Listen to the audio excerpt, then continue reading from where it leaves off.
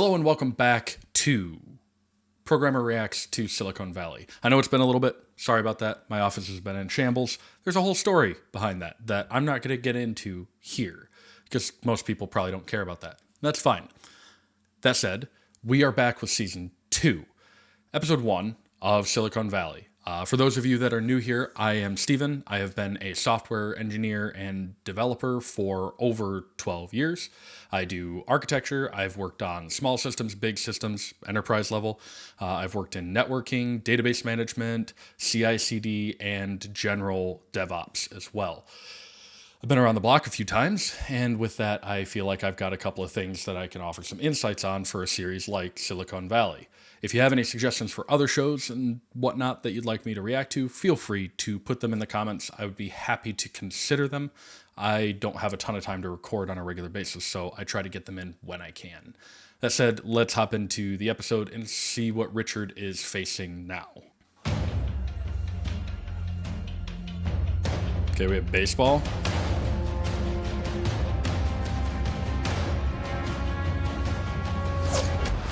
Oh, fuck. Yeah, it doesn't matter. Whoa, you okay there, Richard? Yeah, I'm fine. Sorry, can't really throw it any slower. Give it another cut, Richard. No, I'm fine. I don't want to. Maybe. Why do CEOs and business people think that programmers want to do a bunch of like athletic things? Some do, don't get me wrong, but the vast majority of us are not that way. Someone else wants to? Who's next? If someone has to go, I'll go, but it seems very frightening. You sure? You got us for the whole hour. Anyone? Would it hurt your feelings if no one went?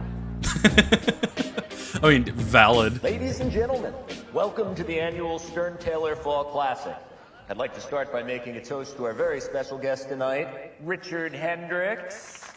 Richard, after your perfect game at TechCrunch Disrupt a few weeks ago, we fell in love with you and your tech. Look, we know everyone in the Valley is after you, and we know that you're probably going to go with Peter Gregory. Okay. But we'd love to have you come play on our team. Let Stern Taylor Capital Fund in on your Series A financing, because together, Richard, we'd be a home run. All right. What do you say, Richard? I'll do what I can. All right, have fun, everybody. All right, don't get me wrong. That response that Richard gave is fine. Putting somebody on the spot like that for a major investor switch is really incredibly awkward and really distasteful. Richard does have the ability to bring in other investors for the business, and that's fine. Peter Gregory probably wouldn't have that big of an issue, depending on what their financial input is and what their share or what their stake is.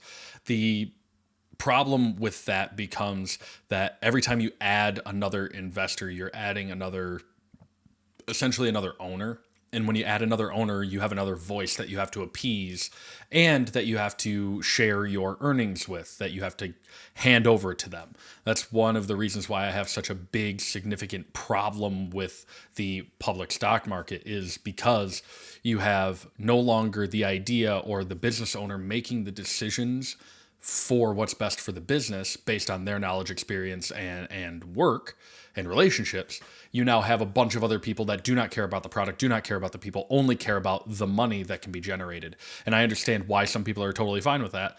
I personally am not. I have a feeling that Pied Piper is going to hit an IPO, an initial public offering, at some point. And in this kind of instance, I think this is incredibly distasteful. Many, many, many engineers are very socially awkward for a number of reasons. And there's nothing wrong with that.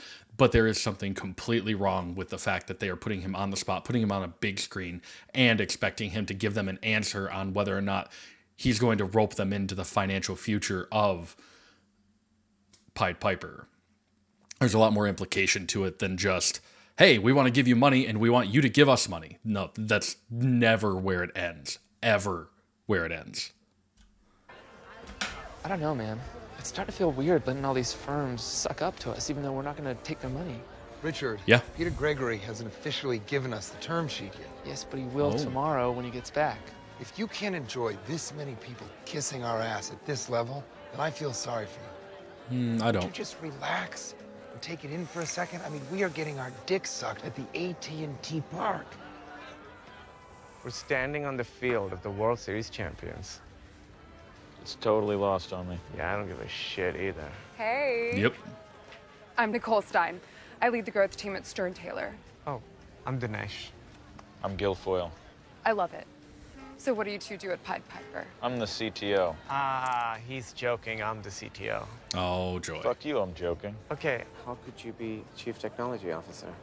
I get it. So the problem here is that they are misunderstanding their roles in the company. And with a misunderstanding of roles in the company, when you are in front of people, is a huge, huge problem. Like, monumental. Because not only does it show that your people are inept or ineffective or ill-informed, it shows that the organization as a whole does not have organization to it. And when you don't have organization, you are very hard to communicate with more often than not, and you can't solve problems for people. You can't put out a good product if you are disorganized. Yes, I said it.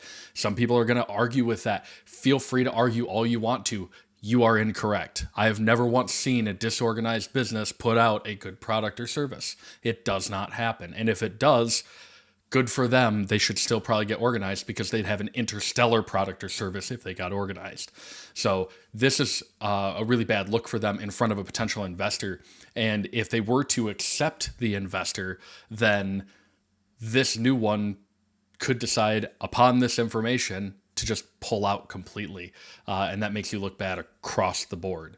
Also, Peter Gregory hasn't given them the term sheet for their investment. That seems really odd to me.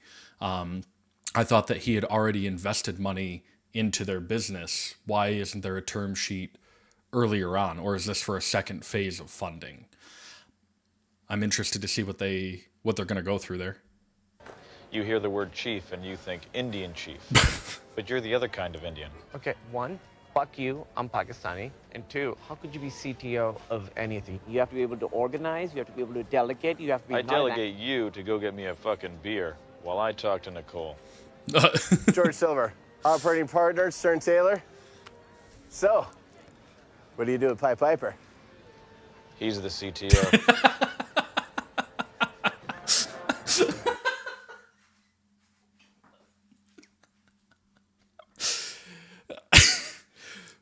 More often than not, don't put your engineers in front of customers. Just don't. Just don't. Don't. That's Drew Houston. We've been circling each other for the last 20 minutes. Ooh, the Winklevoss twins. Look at them. They're like two genetically enhanced Ken dolls. Do you know how much Bitcoin they're worth? Oh, shit. Lord. They're splitting up. Cameron's the left dominant one, right? I can't I'm gonna come at him from the right side, try and herd them back together, without spooking them. Watch this. Cameron! Cameron! Well, look who's the big swinging dick. Hey, Javid. Everything okay at Ghoulie Bib? Okay. Gotta ask them. They canned me. What? Yeah. Our investors got spooked by a possible down round, so they shoved an acquisition down my throat. Yep. Yeah, an acquisition of 200 million, right? Yeah. They all made out. I had a reverse vest with no triggers. And then I lost all of my shares when they fired me. I blew my whole son. Reverse vest. I'm not by any means a financial person when it comes to divestiture, investment, vesting accounts. But typically with vesting, you have to work for a certain amount of time in order to get your shares or your retirement or whatever if you have a vested interest. I'm guessing, because I don't know what a reverse vest is. I'll probably, in editing, put something on the screen here. But I assume at this point that he didn't hit that vesting period, and therefore when they released him, when they canned him, they effectively kept his money and pushed him out. That's just kind of what it is. So unfortunately, in that case, also, first of all, read your contracts if you're ever in that kind of situation. Understand what you're signing, and don't sign crap without a lawyer reviewing it, because you will absolutely get screwed. And make sure your lawyer is not the same lawyer that they are using, because it's never going to end well. There's a conflict of interest there. Anyway, so I assume that he got booted, and because he hadn't vested, they're just going to keep their money. And I don't know what that means for the rights of whatever software, whatever company that he had started that they were going to buy. I would assume that the contract probably dictated that they're going to keep the product, which is horse shit. Like they should have to turn over all assets related to that software back to the owner if they are going to cancel it out like that. Signing bonus renting that house. I'm looking into suing them. You should. Jeez. Look, all I can say is, don't get fucked. All right? You take money from the wrong dudes, and you'll get smoked as bad as I did. Yep. Just be careful. Everyone's watching you now. Yeah, totally. I know. Thanks, Javid. No. I mean, they're watching you right now. Yep. Yeah, it's garbage. Damn it, where is that camera? Can't believe how many gifts we're getting. Gifts I'm getting. That Oculus rig is addressed to the CTO. No, I'm the CTO. You got to be really careful who you're accepting gifts from when you are a chief officer of a business. Accepting just random gifts can absolutely put you in a position where people think that you have sealed a contract because they have provided payment. So be careful with that. As your superior, I order you to give me that Oculus. You can't make me do stuff. You're not the boss of me. Actually, I am the boss of you. Okay. Richard, tell him I'm CTO. No, you already told that fat guy I'm the CTO. Stop. Please stop. I have a ton of work to do. You have work to do. Maybe let's do the work instead of that. Jared, we were supposed to get a term sheet today. Have we heard from Peter Gregory? Peter Gregory is dead. Also, the idea of having a CTO of a firm that size is a little bit silly. You wouldn't have titles like that for a small business where you're only 4 or 5 people, maybe 6, because that ends up being being a CTO or a C something, a chief officer. It implies that you're managing a lot of people and a lot of projects. They have one product that they're working on and not that many people. So you would typically go with principal engineer, you would go with principal QA, you would go with network engineer. He would be a founder and owner more so than he would be a CEO. Ed. Wait, what? Hold on. What? Jared, we were supposed to get a term sheet today. Have we heard from Peter Gregory? Peter Gregory is dead. What? What?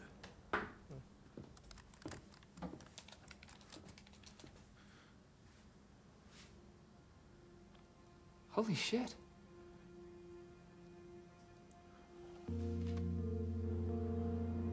Whoa. He was the smartest, shrewdest, strange. So I thought it was going to be one of those like internet hoaxes, but he's legitimately dead. Whoa. He was attacked by a hippo? No, I guess the hippo started to charge when the guide grabbed his rifle and shot at it, but his aim was off, and he shot Peter Gregory by accident? Yeah. no. What? He missed. But I guess the sound of the gun startled Peter, who ran out of his tent and, Ran right into the hippo? no, the hippo was also startled by the noise and So how did he? ran off prior to Peter exiting his tent. So how did he die? So what happened to Peter? He hadn't run in a long time, maybe ever. And, he just... That was it. What? Did he have a heart attack? Did he have an aneurysm? Oh, that is so strange. Very sad. Very sad. Tragic. It's true. Wow. I hate to laugh at death, like as a concept, but dude. Man, that is so weird. I mean, one minute Peter Gregory's here, the next he's just gone. Jared, it's Ehrlich. I need you to set up all the other VC meetings ASAP. Yeah. Line them up, nuts to butts. They're like, what are you doing? Monica just said they're still gonna fund us. We should just sit tight. Look, I loved Peter Gregory maybe even more than he loved me. There's Definitely. something you need to know here, something that Monica isn't exactly volunteering up. And that's that all of these one-man firms have a key man clause. Do you know what that means? No. It means that now that Peter Gregory is gone, all of the Reviga investors have the contractual right to cash out and walk away, which means that by the end of the day, there may not be a Reviga. Seriously? Yes, so we have to prepare for that. Now, I know that it makes me sound like a terrible person, but we have a company to run. And do you know who the first person to agree with me would be? Peter Gregory. He's not wrong. So he's absolutely right. You do have a company to run, and that can be a difficult position to be in. Absolutely take your time to mourn, especially since they knew him, maybe not super personally, but they knew him, they were working with him. But you also now may not have your principal investor, which means that you have to find and secure money to make sure that you can continue to provide jobs for your company. Otherwise, you have to sell or get out entirely. Honestly, he wouldn't be in a bad spot if he considered selling the product altogether. That said, he also could make a whole heck of a lot more money if he just sells the product altogether. And he can secure work for himself for a certain amount of time, but depending on the contract, he may not have to. So there are a number of decisions and a number of concepts to rattle around in the brain. So.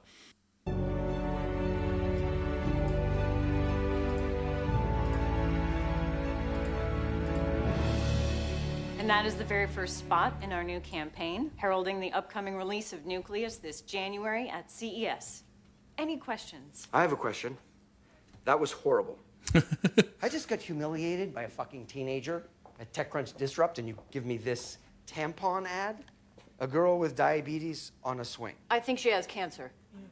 At least that's how I read it. I don't care what kind of disease she had. All I care about is that Nucleus is better than Pied Piper. Hendrix just left us all in the dust.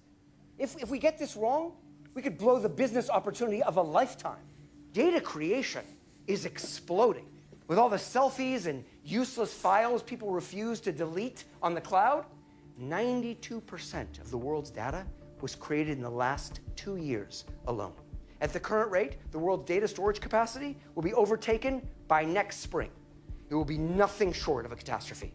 Data shortages, data rationing, data black markets. Someone's compression will save the world from Datageddon, and it sure as hell better be Nucleus, and not goddamn Pied Piper!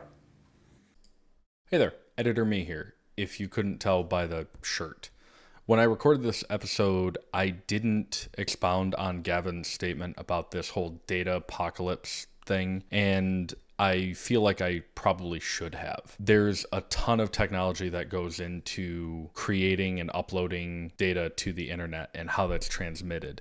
And while that's not necessarily impactful for the concept of the data apocalypse, it might give a little bit of perspective here. The first thing is, I heard this saying years ago that storage is cheap. And technically it is. It's not particularly difficult for us to create new storage, whether that's solid state or spinning disk. Typically with data warehouses that would house all of this information, videos, audio, text, etc., it's stored in these big warehouses full of servers and full of like hard drives or solid states, typically spinning disk hard drives though. And we actually saw that in the episodes in season 1 where Richard goes and talks to the irrigation guy about getting the rights to Pied Piper. Those warehouses are huge, and they're not just big like width and lengthwise, they're also sometimes very deep underground, very deep being a relative term. Storage is cheap. Even for the consumer, you and I, we can go on a site like Amazon or Newegg or whatever, and we can get a 20 terabyte hard drive, spinning disk hard drive, for under $500. Now, granted, that's for a network access storage for a NAS system. They're slower drives, but they're more dependable for a number of reasons. If you're curious about that, feel free to ask. It's a pretty quick Google, but if you want to know more about that kind of thing, let me know. Regardless, 20 terabytes for $500. When I was growing up, and I'm not that old, I remember people trying to get their hands on like 80 gig hard drives. I remember people trying to get their hands on 500 gig hard drives, and they were super expensive. I mean, they were $500-$600 for us. But for a big company like Hooli, in this instance, a $500 hard drive is nothing. Some of the servers that I've seen are tens of thousands of dollars, sometimes even hundreds of thousands of dollars, especially when you start getting into like GPU servers for mining or whatever. There are plenty of other applications for GPU servers as well. That's just the one that jumps to mind. With a 20 terabyte hard drive, if we look at my previous episode that I uploaded, was just under 4 gigabytes. It was like 3.9 gigabytes. And if we multiplied that enough times to fill up that 20 terabyte hard drive, that is something like 5,100 or 5,120-ish videos, like of that file, or very similarly sized files. That's a lot of data to fit on there. Now, granted, the internet is a lot more than one person, and I think the metric right now is like 64.2 zettabytes, something like that. That's what it was in like 2020 anyway, is how much is being created. A zettabyte is, I want to say like 1 trillion gigabytes, which is incomprehensible. That's a crazy amount of data. Now, I don't know if that differentiates between like newly created or re-uploaded or whatever. It doesn't really matter though, because even if you copy and re-upload, it counts as a new file, a new video or whatever. Audio files, text files, images, videos, etc. Videos are one of the bigger consumers of storage space. But 5,000 videos, 5,000 4 gig, for all intents and purposes, files on a single less than $500 drive. We're not really at risk of running into a data apocalypse for storage. And even if we are, a lot of these streaming services and other major file networks can say, hey, we are rolling down, or we're spinning down data that's older than 10 years, right? For some sites, they can't do that. For other sites, they absolutely are within their rights and they can do that. I recommend, if you're going to store a bunch of your files or whatever, get yourself some hard drives or get yourself a network access storage or something like that. They're not super hard to learn how to use, and they're usually pretty easy to manage, and you get full protection and, well, full protection, but full management of your own data. That's my recommendation. But not everybody wants to do that. Understandable. So if a server costs around $10,000, companies like Hooli and at least in this show can absolutely afford that. Amazon, Google, Microsoft, Apple, etc. They can afford a $10,000 server all day long, no problem. They can afford hundreds of those things, and they will for the right product. So, I mean, they spend millions on less, actually. But when we look at that kind of thing and how easy it is, I don't think hard drives take any special metals or special components. I think probably the upper end of the expensive is gold that's in them. Gold and copper's not super expensive, but those semi-precious metals, that they're small amounts of them in the computer boards and things like that, but that's relative expense. It's not like they're crazy expensive. If you want to talk about actual like real expense, as of right now in 2025, bandwidth and like faster storage options, so solid states and things like that, tend to be a bit more expensive. But it's mainly the bandwidth and like having accessibility. So if you want to run lines like fiber or copper or whatever to different areas, depending on how rural they are, depending on if communities want it, obviously, that's where your expense is. The bandwidth that we're talking about with internet is how much data can flow through the line at one time. If you want to get more data throughput, more bandwidth, you have to run more lines. So if you're already at capacity, if you have 1,000 wires running through a main backbone from one part of a state to another, or one part of a country to another, you have to run more lines along that channel for the entire route from one location to another, one data warehouse or one transmission warehouse to another. And that allows you to widen that broadband. So that gets far more expensive. I mean, I remember quoting out or reaching out to an ISP for a house that I lived in that was a little bit more rural to see how much it would cost for me to get fiber run. I want to say it was like 1.5 miles, and it was going to be something like $20,000 $20,000 or $30,000, maybe $40,000. I know that's a wide gap, but it's still $20,000 plus to get a new line run. And I don't even necessarily blame them for that price necessarily. I think it could be far lower than that, but I recognize that there's labor, materials, insurance, all that stuff. But anyway, broadband is your big expense. And on top of that, you still have to deal with all the zoning and permit costs. You have to deal with road commissions a lot of times because you have to dig underneath roads or all that stuff. So bureaucracy's a bitch on top of all of that throughput expense, etc. It gets to be really, really rough to deal with and expensive.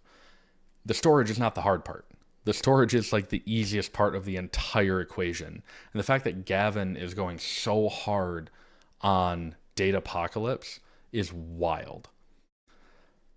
Where Pied Piper comes in is if they are allowing for a truly lossless compression algorithm or darn near lossless compression algorithm, that saves you a lot of that bandwidth. If you imagine like a garden hose, and as of right now, our data is taking up the entire hose and it's flying out the other end to wherever it needs to go. The compression algorithm allows those packets, that the same amount of water, to be compressed down into a smaller stream through that hose. So you can fit a lot more in there for the same line width, so to speak, or diameter. So that's the more important piece. It's not that there's a data apocalypse. It's that there are very demanding people that want their data faster and faster and faster because we can't wait as long as we are now, which is wild. I grew up on dial-up. Totally different world. And even I get impatient when I have to download something that's like 2 gigs and I have an 11 meg upload and a 400 meg download or whatever it is. Like if I'm uploading a video like this, it takes so long. I want fiber internet, but it's so expensive to get at my house. The point is, Pied Piper offers a way to not have to increase our infrastructure to get the same amount of data to a customer faster. The data apocalypse crap is nothing.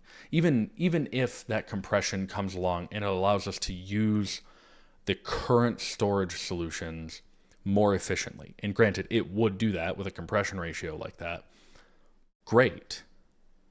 But it's not great because we're going to run out of hard drives, or we're going to suddenly be unable to use or create enough hard drives to keep up with the data flow.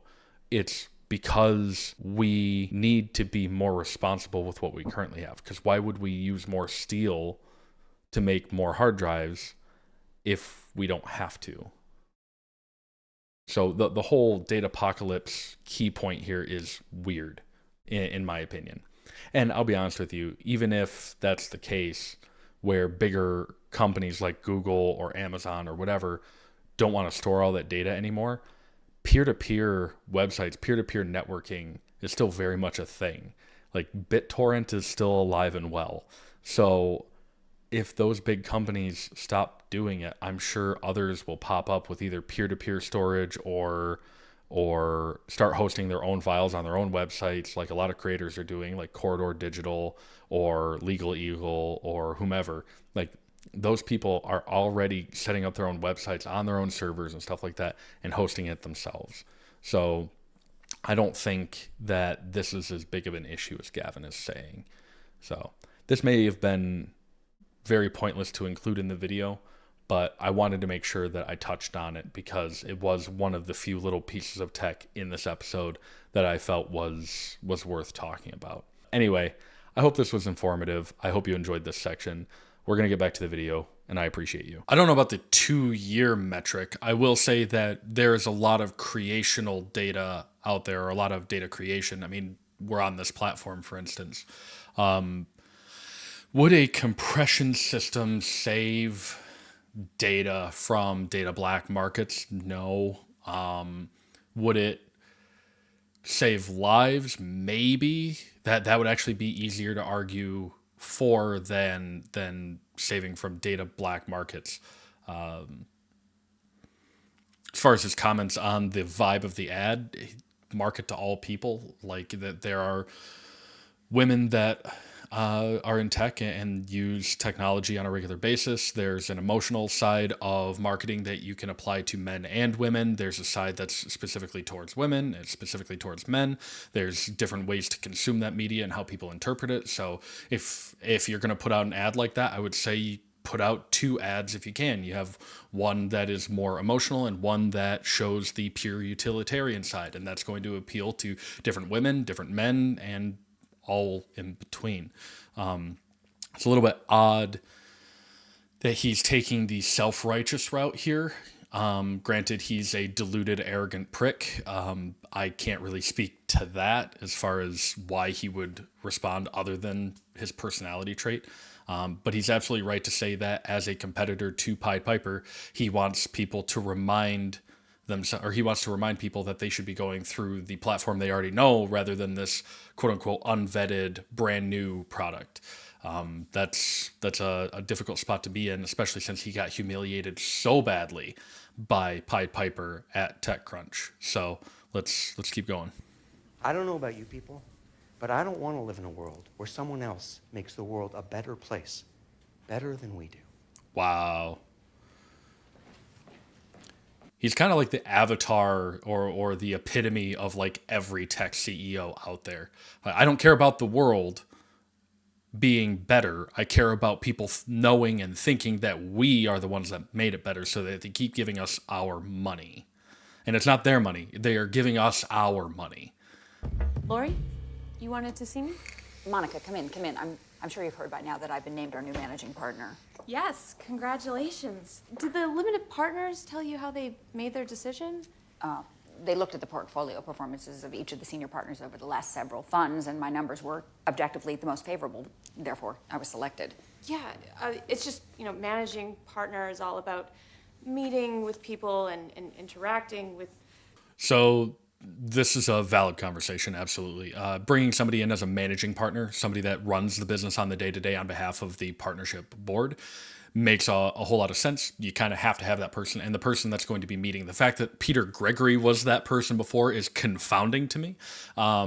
She's also, I have a vibe, going to be very confounding to me. Why you put socially awkward people in these personable environments is awkward. They absolutely should have picked, I think her name is Monica, who approached Richard in episode 1, I think it was. So this is accurate, but weird. Like, typically you would expect to have somebody that's far more personable, and then you would have a technical advisor to them that would help them kind of move forward with their stuff. Pied Piper is probably the hottest early investment in town right now, and we have them. Do we? Yeah. But why then are they speaking to other firms about investing in their Series A? No. I just told them to sit tight for a day or two until we sorted things out. It seems that advanced a sense of uncertainty, and now we're at risk of losing their round. This could jeopardize the firm and, by extension, your career here, Monica, as an associate partner. Well, Whoa. I mean, I understand, but that's a little bit trepidatious there, or that's a little bit drastic. They should be looking at her whole portfolio, not just Pied Piper. That said, it's a realistic take that this woman is bringing in. However, the argument could be said that they still have a decent amount of capital that they could be putting into Pied Piper and make the pot a little bit sweeter for them. They absolutely could do that. That said, shame on Ehrlich for not just waiting it out. I mean, do you know how many times I've gone into these rooms with nothing but a half of an ass in my hand? We're walking in there with 3-foot cocks covered in Elvis dust. Don't talk like this in a waiting room. Really? Richard Hendricks, they're ready for you. Especially in front of people. Layup, guys. Okay, let's do this. Don't talk like that in front of people. Not you, Jared. Oh, come on. Now, with proper funding, we should be able to put together a functioning beta in time for CES and compress Nucleus out of the marketplace. It's not a bad call in. Yeah. I don't know. You don't, what? It just doesn't seem worked out to me. You should be saying, well, what questions do you have? Not the finality of, yeah, there we are. No, you want to ask questions. What questions do you have? Why don't you think that it's put together? Well, I mean, It was worked out enough to win TechCrunch Disrupt. Yes, and congratulations. You won 50 grand, but you're asking us for 200 times that. Richard, look, we all know about your amazing compression rate, but let's not be naive here. You can't expect to just throw money at an algorithm and beat one of the largest tech companies in the world. So why don't you rework this a little and come back in with a little more? Maybe next week? And? That was really weird. I guess we don't have as much Elvis dust on us as I thought. See, this is why I wanted to go with Peter Gregory. This is bullshit. I mean, that guy throws this huge Don't party have for us this and then meet- acts like he doesn't even want us. I mean, I fucking Don't have this conversation in Then the waiting just come room, back next but week when you have also more than 5.2 the on way Western? that the CEO guy hyped it up No. Fuck that is guy. exactly Fuck this place. what they do. Fuck this whole place. So, Watch yeah. me fuck this place. No, wait. This is a really, really bad idea. He's getting too emotional about it. He's too married to the product. There's a sense of pride that you should have when you are building a system and building an application or any solution for people in general to be using, where you should be proud of the work that you've done. But if you are married only to the idea of that being the best out there, and granted, he's got numbers to back it up, that's phenomenal. But just because you're the best doesn't mean you're the most marketable. And especially when you're looking at getting investors, they have to be able to cover their side of the investment. They need to make sure that they're going to be able to get that back. So where I'm not sure for Pied Piper, or what I'm not sure about with them, is who are they marketing to? Are they specifically marketing to end users like maybe me, using something like Pied Piper in replacement of Dropbox or OneDrive or Apple Cloud or whatever, iCloud?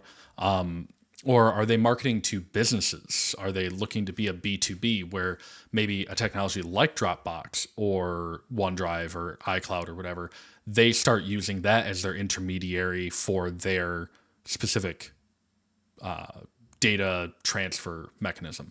I don't know. But barging back into an office and flipping out is never going to be what you think it is. It's not like in the movies. It's not like in the hero shot of, oh, they really respected it. No, it's almost always going to get you kicked out. It's going to put a black mark on you and your company, but it's also going to spread like crazy to other institutions. And this could absolutely nuke the deal with Peter Gregory's estate. So he's got to be really, really careful with what he's doing. And as we've seen in the past, he is not good at controlling his impulses. Hey, you remember when you told me to come back when I had more? And then I said I would? Well, I'm not going to. Ever. This doesn't count, okay? I'm covered in dust. I'm a 3-foot dick. And I've got half an ass to go to some other company who's never gonna put me on a Jumbotron or throw balls at me. Bye.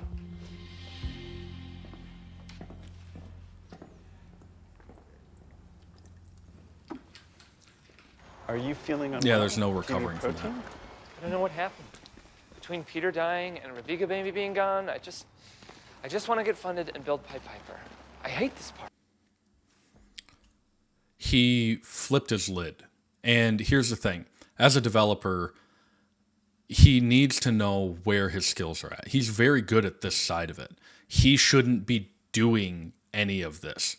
Now, if he needs to talk about the technical side, fine. He can do that. Or he can educate a business manager, as much as I hate to say it, somebody like Ehrlich or Jared. I think he would be better off having one of them handle all of the investment conversation. Hire Monica if you can, which I have a feeling the episode or the season is going to kind of point us in that direction.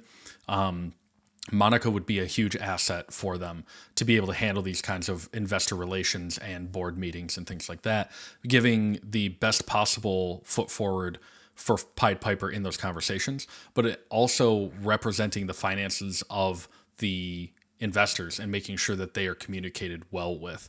So I would highly recommend, if you're in a situation like this where you have a tendency to wear your heart on your sleeve, be a little bit more reactive, if you have the introspection to be able to recognize that, I would highly recommend you look at bringing in somebody else in your business or outsourcing to somebody that can do your general business management side.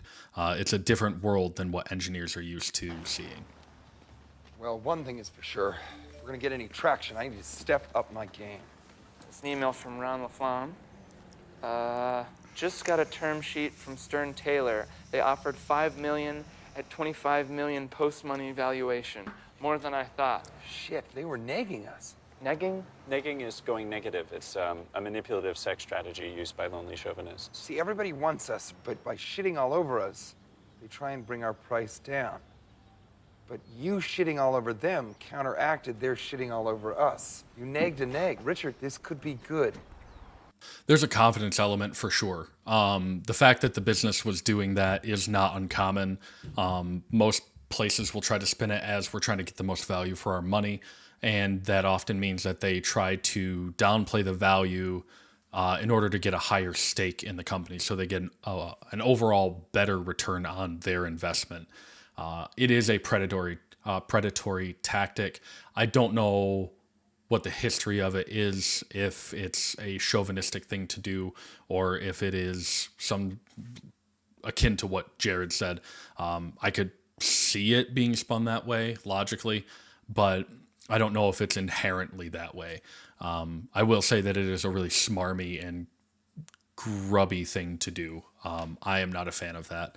If you find value in something, you wouldn't set up a meeting, if you don't find value in something, you wouldn't set up a meeting for your board or your investment board or advisors to waste their time with a potential investment that isn't going to benefit you. So interesting that they played it and spun it this way in the script.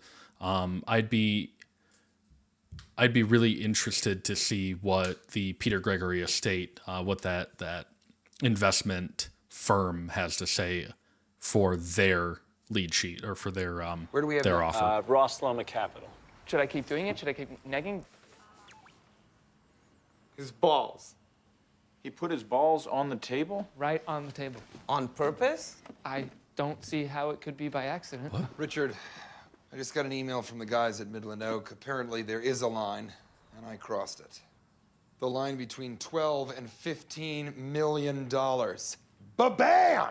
Midland Oak's offer just came in. Gentlemen, we are valued at $75 million, fully diluted. Are you shitting me? Take a look at these term sheets. This is a lot of financial conversation or a lot of terminology that I am not familiar with. Is fully diluted if they were to sell off all the shares of the company? Or is it something else? I'm not sure. The thing is, the valuation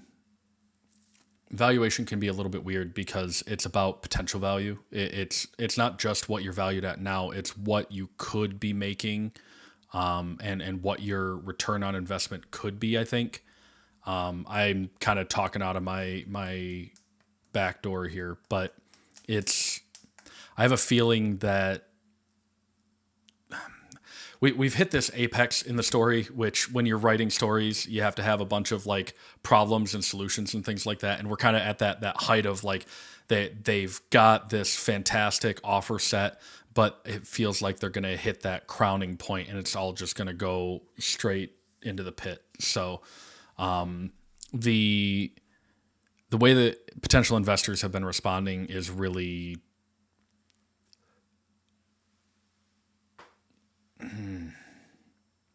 tangential to what I would expect. It's also, I don't know how many shares they're looking to sell. Are they looking at not just accepting all of these, but just accepting one or two? Are they looking at accepting all of them? Are they looking to get rid of, 49% of the company? If you are, selling shares or you're pulling in investors for shares of the company, you don't want to go over 51%. Or you don't want to go over 49% sale. You want to retain that 51% so that you have majority stake so that you can still call the shots. But I'm curious what he means by fully diluted here. Presenting you with this. $20 million at a $100 million valuation? This is way more than any other offer. Correct. That is very much intentional. So I believe that satisfies your requirements. Monica will arrange a time to formalize the details. Thank you. Have a good day. Don't take this deal. What? You are worth half that, at best. Pied Piper will be tied to this crazy valuation that you will never be able to live up to. If you don't keep increasing in value in the next round, if you have a down round, you're fucked. Richard, come on, I own shares in Pied Piper. If this high evaluation was good in the long term, would I be standing here risking my job? Don't take our offer. So there's our downturn, right? Runaway valuation is absolutely a thing. There's this hyper inflated mentality of growth for growth's sake. It's one of the reasons why the company that I'm starting, I'm not trying to just grow exponentially immediately. As nice as it sounds to be able to pull in a ton of money right away and be able to, live off of that and, go out and buy a boat like Big Head did, or be able to run away with this kind of financial backing. There absolutely is such a thing as too much growth too quickly. And because of that, you run into an issue where your investors are never going to be able to get their return on investment, and they will can you, and it can bankrupt you very quickly. So she's got a very valid point. Don't take the deal. Or I think in some cases you can even fire back and say, we only want this amount from you. That's not a position that I've ever been in personally, so I can't speak overly well to that. But you may be able to counteroffer and say, no, we would like to have an investment lower than that for X amount of percent or X number of shares.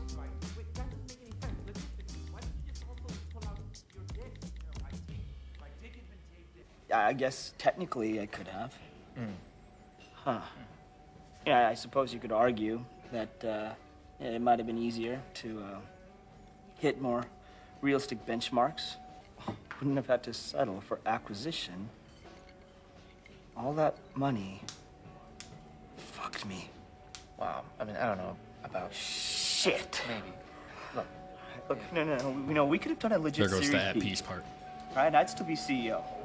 I'd have my job, my kick-ass house. I'd probably still have my girlfriend.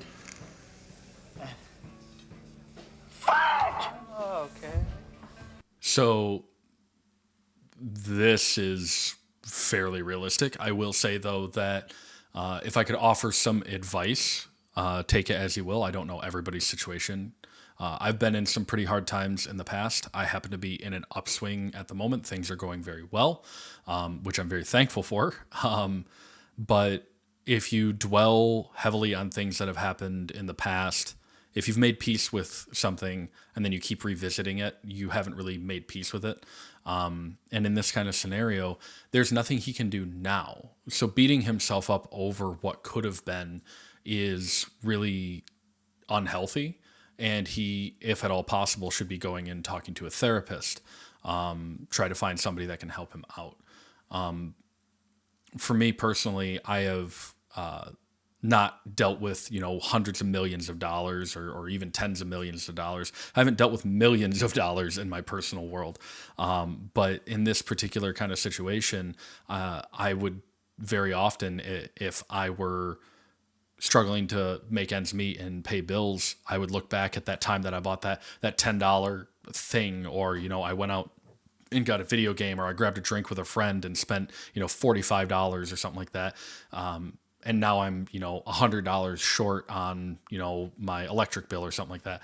It doesn't do me any good to sit there and think about all the times I could have saved that money, other than I can take that and say, well, moving forward, I'm going to, instead of spending this money constantly all the time, I'm going to, whenever I wanted to buy something in the moment, I'm going to stow that money away into my savings or something like that. And in a couple of weeks, am I still thinking about having that one thing? And if so, fine. You can take money out, put it in an envelope if you want to do the Dave Ramsey thing, or you can put it in a separate account or keep a spreadsheet or whatever, but you always have that money in that account that way. Keep it apart so that you could save up for that thing. You don't have to just go out and buy it right now, as much as marketing and the rest of the business world will tell you, you need to spend your money right now. So in this particular case, he's really actually not at peace with it. Even if he was just getting to being at peace with it, he's now kind of reliving that trauma and saying, had I done everything differently, I could be in this position. All these things could have been continuing to go right. That's A, not Richard's fault, but also B, it's not going to be productive for him. What he should do is take that lesson, and if he starts another company, he can go ahead and take that lesson forward. But don't beat yourself up over things that have been done in the past. Take the time to forgive yourself and try to get back on your feet as best you can, and surround yourself with good quality people that will help you be realistic, help you be mature, and if you have a hard time kind of reconciling with yourself, even though you have that group of friends, you should absolutely be looking at talking to a therapist or something like that as well. None of those things are going to hurt you immediately, especially, and as volatile as people can be, and obviously people can hurt you, generally speaking, if you have a good group of people that are with you and supporting you mentally and emotionally, they're not going to go out of their way to try to hurt you in a lot of cases. So yeah, make sure you take the time to process and talk with people that are equipped to help you. Richard, I'm Lori Bream. I was inside your home yesterday. Have you made a decision regarding our proposal? Yeah, we'll go with you guys, but we need to renegotiate the terms. Oh, I'm afraid that's untenable. We're offering as much money as we can. No, we want to go lower. We want less, a lot less, actually. We'll go with Reviga if you guys do 10 million at a 50 million valuation, not 20 at 100. I think this is more reasonable. And it's my final offer. Take it or leave it. I was not anticipating this, but I think it will be workable from our end. And one more thing, Monica votes Reviga's board seat. Certainly, that seems unimportant. It's certainly not. I will telephone your lawyer tomorrow, and we can speak about the relevant details.